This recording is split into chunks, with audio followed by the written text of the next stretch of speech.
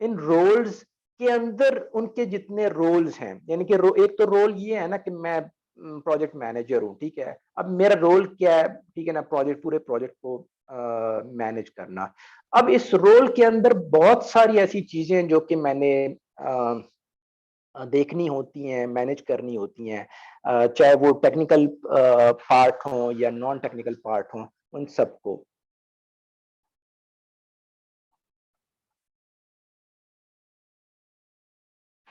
उसके बाद फिर जो है ना, हम लोगों ने जो दूसरे क्वेश्चन का जो जवाब ढूंढना है वो ये है कि प्रोजेक्ट लाइफ साइकिल जो है ना, उसके अंदर आर्किटेक्चर की क्या अहमियत है, और ये कैसे रिलेट करता है, कैसे करता है different phases of the development, software development life cycle. अब वो सॉफ्टवेयर डेवलपमेंट लाइफ साइकिल में की जब हम बात करेंगे तो उसमें वो आप रिक्वायरमेंट से स्टार्ट होंगे और फिर रिक्वायरमेंट्स एंड देन उसकी डिज़ाइन, फिर उसकी इम्प्लीमेंटेशन होगी, फिर उसकी इंटीग्रेशन होगी, फिर उसके बाद टेस्टिंग का फेज़ आएगा, फिर टेस्टिंग के बाद डिप्लॉयमेंट का फेज़ आएगा। वो जो ये जो फेजेस हैं तमाम, लेकिन ये फेजेस जो है ना, ये बड़े एक डिसिप्लिन अंदाज के अंदर हम लोग इनको इस इनके अंदर जो है ना इंडल्ज होते हैं, या इनके अंदर हम लोग अपना रोल प्ले कर रहे होते हैं। और वो जो हम रो इन फेजेस को हम लोग इनकी जो पूरी जिसे आप कह सकते हैं जो वर्किंग है इन फेजेस की, वो एक मॉडल के जरिए से हो सकती है, ठीक है। और वो मॉडल्स कौन से हैं, कौन से, किसी को याद है? कि project development, software development life cycle को मैनेज करने के लिए हम लोग कुछ मॉडल्स यूज करते हैं, और यस उसको सर, हम कहते हैं कि वो वाटरफॉल प्रोजेक्ट, मॉडल हो गए, हाँ, स्पाइरल मॉडल वाटरफॉल हो मॉडल गए, हो गया, और फिर scrum iterative and model. Then, yes. हाँ, इस तरह के ये जो मॉडल्स हैं, इनका ताल्लुक बहुत ज्यादा जो है ना, अब ना सिर्फ ये कि वो आर्किटेक्चर वहां पे हम लोग, जो मैंने पहले बात की कि आर्किटेक्चर का कॉन्टेक्स्ट सिर्फ और सिर्फ वो क्वालिटी एट्रीब्यूट से नहीं है, या स्ट्रक्चर्स की इंटरनल या एक्सटर्नल इम्प्लीमेंटेशन से नहीं है, बल्कि ये एक बहुत बड़ी जो है ना, एक बहुत बड़े अंदाज के अंदर ये अपना रोल प्ले कर रहा होता है पूरे के पूरे इस सॉफ्टवेयर डेवलपमेंट के तमाम फेजेस में, और इसके तमाम इस पूरे साइकिल के अंदर। फिर उसके अंदर हम लोग देखेंगे बिजनेस पर्सपेक्टिव में कि आर्किटेक्चर जो है ना, कैसे इसका बिजनेस के साथ क्या लिंक बनता है। और बिजनेस फिर हम बिजनेस की बात नहीं करेंगे, बल्कि बिजनेस केस की बात करेंगे कि बिजनेस केस जब पुटअप किया जाता है टेबल के ऊपर, तो फिर वहां पे कौन से ऐसे डिसीजन जो हैं उनका ख्याल, या वो डिसीजन लेने पड़ते हैं या लिए जाते हैं, या उनका ख्याल कैसे रखा जाए कि कोई भी एप्लीकेशन या कोई भी सॉफ्टवेयर वो सक्सेसफुल हो या फेलियर की तरफ जाए, तो ऐसे कौन से डिसीजन होंगे। तो वो हम लोग बिजनेस पर्सपेक्टिव में उसको देखने की कोशिश करेंगे। उसके बाद फिर ये है कि प्रोफेशनल वे में सॉफ्टवेयर आर्किटेक्ट का भी यहाँ पे आर्किटेक्चर नहीं होगा, बल्कि अब यहाँ पे आर्किटेक्ट होगा कि सॉफ्टवेयर आर्किटेक्ट क्या ऐसा रोल प्ले करता है ऑर्गेनाइजेशन के अंदर, प्रोजेक्ट जो प्रोजेक्ट होता है या प्रोजेक्ट की जो डेवलपमेंट होती है उसके अंदर उसका क्या रोल होगा, और वो उस रोल को कैसे निभाने की कोशिश करेगा। ये 4 सवालात लेके हम लोग स्टार्ट होंगे। अच्छा, अब पहले जरा देख लेते हैं आर्किटेक्चर का ना इन अ टेक्निकल कॉन्टेक्स्ट। इसके अंदर फिर दो हम लोग ने पॉइंट्स डिस्कस करने हैं। एक तो ये है कि आर्किटेक्चर, ये प्लीज आगे कर दिया, ठीक है आपने। आर्किटेक्चर जो पहला पॉइंट है कि आर्किटेक्चर इनहिबिट और enable the achievement of quality attributes. इसको आप यूं भी कह सकते हैं कि आर्किटेक्चर इधर इनेबल और इनहिबिट, और तो या तो ये है कि वो, अगर आप लोगों का सॉफ्टवेयर जो है, अगर उसके अंदर वो क्वालिटी एट्रीब्यूट्स हैं, तो फिर आप बहुत हद तक आप कह सकते हैं कि हम लोग ने वो अचीव कर लिया जिसके लिए पूरी ये कहानी घड़ी गई थी। तो एक तो ये चीज है कि या तो आर्किटेक्चर आपको आपकी मदद करेगा उन क्वालिटी एट्रीब्यूट्स की अचीवमेंट में, या फिर अगर आपने वो क्वालिटी एट्रीब्यूट्स अचीव नहीं किया, तो इसका मतलब है कि कुछ ऐसी रुकावटें हैं कि जिनकी वजह से जो है ना वो क्वालिटी फीचर्स जो है वो अचीव नहीं हो सके। नॉन फंक्शनल फीचर्स की बात कर रहा हूँ। दूसरा पॉइंट ये कि architecture and the technical environment, हम लोगों ने कौन सा ऐसा टेक्निकल एनवायरनमेंट डिस्कस करना है जिसका असर होगा आर्किटेक्चर के ऊपर। इन दो पॉइंट्स को जरा देखते हैं। पहला पॉइंट जो है इसके अंदर कि architecture whether will enable the achievement of quality attributes, ये सारे का सारा इसकी जो डिस्कशन है ना, ये वही वाली है जो हम लोगों ने क्वालिटी एट्रीब्यूट्स के हवाले से हम लोग डिस्कशन करते चले आए हैं। ये सारी की सारी वही है, इसमें और कोई मजीद हम लोग कुछ चीज ऐड नहीं कर सकते सिवाय इसके कि वो क्वालिटी एट्रीब्यूट्स की अचीवमेंट कैसे होगी वो हम लोग जाके चौथे चैप्टर के अंदर देखेंगे। मे बी इंशाल्लाह कल हम लोग देखें उसको, कि पहला जो हम लोग का पॉइंट होगा, माइलस्टोन होगा, वो कैसे हम लोग quality attribute in terms of achieving the quality attributes को कैसे उसको अचीव कैसे करेंगे। लेकिन थोड़ा बहुत फिर भी हम उसको देखते हैं कि ये जो क्वालिटी एट्रीब्यूट्स की उसने बात की है वो कैसे जो है ना उसको जस्टिफाई कैसे करता है।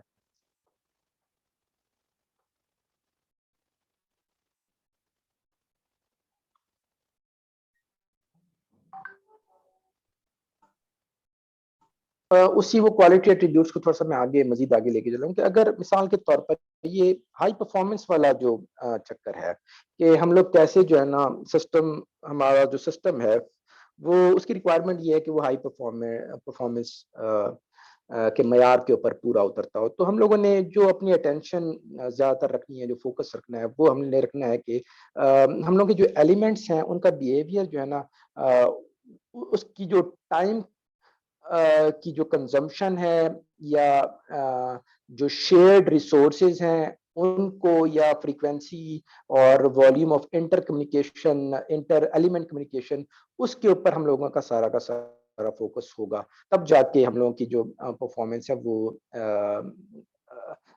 परफॉर्मेंस वाली जो रिक्वायरमेंट है वो पूरी हो सकती है। इसी तरीके से अवेलेबिलिटी का इशू है।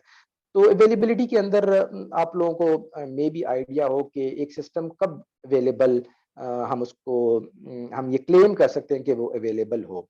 कोई आइडिया है किसी को कि हम लोग कब ये क्लेम कर सकते हैं कि जी हम लोग का सिस्टम जो है वो 100% अवेलेबल है। अवेलेबल, वैसे अवेलेबिलिटी से क्या आप लोग अखज़ क्या कर सकते हैं कि अवेलेबिलिटी अगर मैं क्लेम कर रहा हूँ मेरे सिस्टम के अंदर अवेलेबिलिटी का जो क्वालिटी एट्रीब्यूट है वो एग्जिस्ट करता है, तो मैं फिर कैसे उसको इंश्योर कैसे करूंगा कि वाकई में मेरे सिस्टम के अंदर वो चीज़ अवेलेबल है, मौजूद है ना। अभी थोड़ी देर में क्लास का सेशन खत्म हो जाएगा क्योंकि यस सर, हमें इसको वही है उनका। आवाज आ रही है सर क्लियर। उसके बाद फिर हाँ 40 मिनट रहते हैं। हाँ अच्छा, किसी और को ये मिस्कीन ने ट्राई की है लेकिन वो कोई एप्लीकेशन है। अब वो एप्लीकेशन जो है आपने कहीं जाहिर सी बात है उसको कहीं रखना है ना, ताकि वो अवेलेबल रहे लोगों के लिए एक्सेस करने के लिए, कहीं पे रखना होगा ना, कोई आपको होस्ट सर्वर चाहिए होगा ना, ऐसा ही है ना। Yes sir. आवाज आ रही है आप लोगों को? यस सर, आ रही ये सिर्फ लगता है मिस्कीन ये क्लास में, बाकियों को भी आवाज आ रही है, बाकी लोग मुझे समझ रहे हैं, यस सर, आ रही है आवाज। समझ भी रही है, समझ भी आ रही है। Yes sir. जी सर। ठीक है। तो आप लोगों ने वो जो एप्लीकेशन बनाई है या जो सॉफ्टवेयर बनाया है वो कहीं पे डिप्लॉय करना है ना, कहीं पे तो उसको रखना है ना, कोई होस्ट सर्वर होगा उसके लिए। ये जिन्होंने जिन्होंने एप्लीकेशन सॉरी जो सर्विसेज बनाई हुई हैं, वेब सर्विस वेब पोर्टल्स बनाए हुए हैं, उन लोगों को बहुत अच्छी तरह आइडिया है। ये अब्दुल रशीद ग्रुप ने आपके साथ वो जो दूसरे आपके दोस्त ग्रुप फेलो क्लास के अंदर बैठते हैं, वो आपने सिंगल एक होस्ट के ऊपर उसको डिप्लॉय किया हुआ है और वो किसी तरीके से क्रैश हो गया, तो जाहिर सी बात है फिर जो है ना आपका सिस्टम अवेलेबल नहीं रहेगा, ऐसी बात है ना। तो अवेलेबिलिटी का जो है ना वो ताल्लुक है सिंगल, इसको हम कहते हैं सिंगल पॉइंट ऑफ फेलियर के साथ, कि हम लोग कैसे इस सिंगल पॉइंट ऑफ फेलियर के इस चीज को हम लोग अवॉइड करें कि हम लोगों ने अपने सिस्टम को कभी भी सिंगल पॉइंट ऑफ फेलियर के ऊपर नहीं रखना होता कि अगर वो लिंक फेल हो जाए, ठीक है, या वो मशीन जो है ना वो फेल हो जाए, या सॉफ्टवेयर आपका किसी तरीके से जो है ना वो क्रैश कर जाए, तो ये चीजें हम लोगों ने नहीं रखनी। अदरवाइज फिर जो अवेलेबिलिटी का जो फीचर है, हम लोगों का जो क्वालिटी एट्रीब्यूट है वो नहीं मिलेगा। बहुत सारी सर्विसेज ऐसी होती हैं कि जो कि हर टाइम हर वक्त जो है ना उनको उनकी अवेलेबिलिटी मेंटेन रखना बहुत ज्यादा जरूरी होता है। बहुत सारे सिस्टम ऐसे होते हैं, जैसे मिसाल के तौर पर बैंकिंग का निज़ाम है, तो उसके अंदर आपको हर वक्त जो है ना अपने सिस्टम को अवेलेबल रखना होता है। नहीं रखेंगे तो लोगों की चीखें निकल जाएंगी। तो ये तो था उस अवेलेबिलिटी के पॉइंट ऑफ व्यू से ना। इसी तरीके से यूजिबिलिटी का पॉइंट ऑफ व्यू है। जी,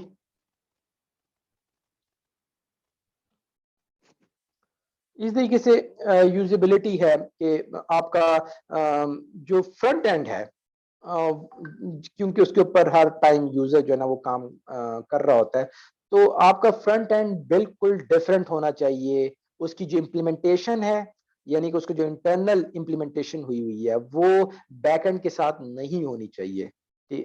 अदरवाइज अगर आपकी इंटरनल और एक्सटर्नल यानी कि जो फ्रंट एंड है और पीछे जो बैक एंड की इम्प्लीमेंटेशन अगर एक ही लेवल के ऊपर एक ही स्ट्रक्चर के अंदर सारी हुई हुई है, तो फिर आप लोगों के ये यूजिबिलिटी का मसला रहेगा कि हो सकता है कि आपको बैक एंड के ऊपर जो है ना चीजें चेंज करनी पड़ जाए, और चेंज की वजह से हो सकता है कि उसका बहुत ज्यादा इफेक्ट जो है वो फ्रंट एंड के ऊपर पड़े और यूजिबिलिटी का जो इशू है वो क्रिएट हो जाए।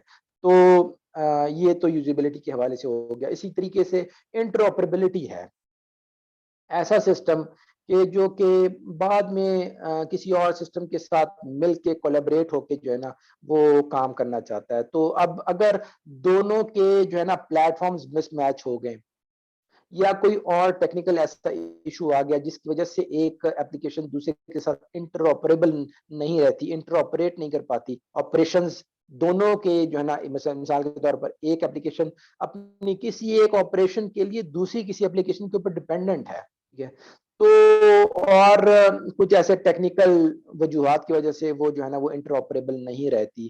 तो ये हम लोग का जो सर्विस ओरिएंटेड आर्किटेक्चर है, ये सारा के सारा जो है ना इस इंटरऑपरेबिलिटी के इस क्वालिटी एट्रीब्यूट के ऊपर जो है ना इसकी कामयाबी पॉसिबल हुई है। क्योंकि इससे पहले जो चीजें एग्जिस्ट करती थी वो उनके अंदर जो है ना इंटरऑपरेबिलिटी के इश्यूज थे।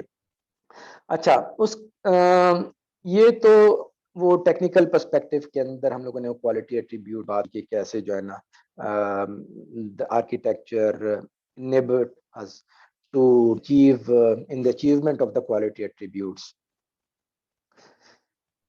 उसके बाद जो सेकंड पॉइंट था इसका, architectures and the technical environment, उसके ऊपर जरा हम आते हैं कि वो जो है ना वो हमसे क्या कह रहा है। अच्छा, ये जो क्वालिटी एट्रीब्यूट्स हैं, they are all saying the same thing in different ways, ठीक है।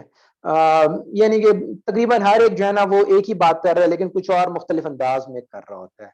तो if you care about this quality attribute, you have to be concerned with these decisions, all of which are thoroughly architecturally in nature. यानी कि वो तो कुछ इस तरीके से कुछ डिजाइन डिसीजंस अगर आपने लिए हैं, तो हो सकता है कि अगर आपने एक डिजाइन डिसीजन लिया हो तो वो आप किसी एक क्वालिटी एट्रीब्यूट की तरफ फोकस कर रहे हो, लेकिन हो सकता है कि वो किसी और को भी कवर कर रहा हो।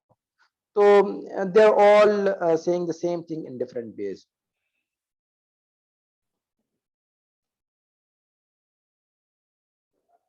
अब दूसरा पॉइंट जो उसने कहा है कि architecture and the technical environment, इसको जरा लेते हैं कि जरा साइड पे आए, जरा देखेंगे the technical environment that is current when architecture is design will influence that architecture. जो भी टेक्निकल एनवायरनमेंट होगा, अब वो जो एनवायरनमेंट है वो ना बेसिकली बात करेगा उस एनवायरनमेंट की दो तरीकों से, कि या तो आपके पास जो है ना दो कॉन्टेक्स्ट में या दो पर्सपेक्टिव में जो है ना वो इस एनवायरनमेंट को, इस टेक्निकल एनवायरनमेंट को मैं बताने की कोशिश करता हूँ। एक तो ये है कि मेरा आर्किटेक्चर कैसे मेरे टेक्निकल या टेक्निकल एनवायरनमेंट मेरे आर्किटेक्चर को कैसे इफेक्ट करता है, या आर्किटेक्चर टेक्निकल एनवायरनमेंट को कैसे इफेक्ट करता है। देखिए, अगर मेरे पास मैंने आर्किटेक्चर बना लिया है, अब वो मेरे टेक्निकल इन्वायरमेंट को कैसे डिस्टर्ब करेगा कि एक आर्किटेक्चर है, मिसाल के तौर पर मैंने उसके अंदर जो है ना